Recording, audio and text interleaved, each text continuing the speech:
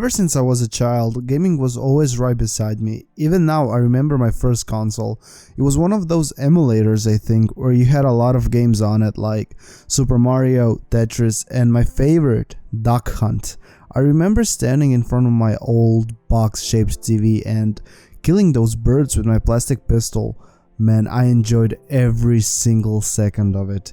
But thank God I never really developed any obsession with killing birds in real life, considering how much I enjoyed it back then.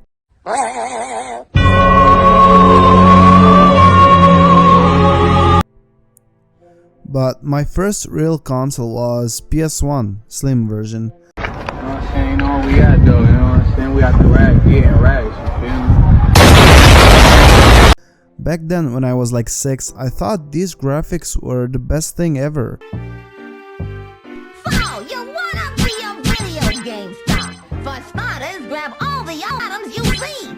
Seeing Lara Croft and her square-shaped ass, I thought to myself, there is no girl in this world that is more perfect than Lara. This is as good as it gets. Ever since then, I had really high standards. I got a bunch of games with it and I wanted to try all of them, so I would insert a disc, play it for like 5 minutes max, and then change games to see what the other is about. And that is how I got childhood trauma, by playing games I shouldn't have. Silent Hill. I was scared shitless, roaming in that fog and listening to these footsteps that you leave behind. I never got past that alley where these things attack you. I would always rush to the TV and turn it off. And ever since then, I never actually played these horror survival type of games. The Last of Us is an exception. I fucking love that game. It's just one of those memories that I miss in today's gaming. I'm sure that younger generations feel the same with all these new games, but since I grew up playing games in every generation of gaming consoles since PS1, I feel very nostalgic about all these memories that I made as a kid, and how these memories actually shaped me as a gamer I am today. I still enjoy gaming today, but it's not the same as it was before. The best way to describe it is, you know the feeling as a kid you would wake up, quickly eat something, and then just jump in front of a TV to play something like Jak and Daxter or Ratchet and Clank, and just lose yourself in this fantasy world. Today's gaming rather feels like a chore that you have to finish and not particularly enjoy it, with microtransactions at every corner, and it's almost mandatory for every big game to drop some DLCs and charge it almost full price for 2-hour additional story. Back in the day, God, I feel like an old man saying this, but it's true. There were no DLCs. What you paid is basically what you get. My biggest problem now is developers don't really pay that much attention to their games. They would release broken games and try to fix it through gigabytes and gigabytes of updates, and sometimes they couldn't even fix their own mess.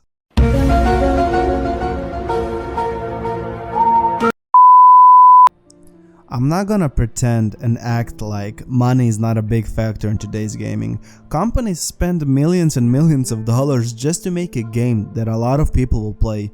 And when industry is shaped like this, it's really hard for these smaller indie studios to shine, because everybody nowadays wants to play these big open world games full of details and stuff to do.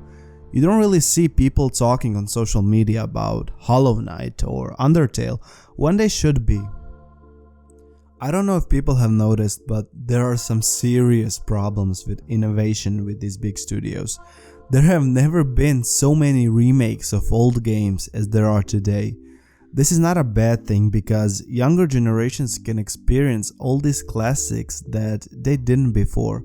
But I feel like a lot of these new games play it safe and follow the same formula and are afraid to try something new. Even when they try, these games usually flop, and sometimes it's not even game's fault.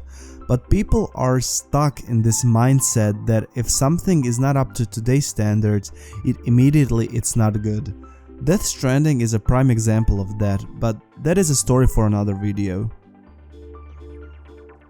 Now, this next problem is not really my problem, because I don't usually play multiplayer in games, but this is a major problem in gaming industry, and that is toxic players.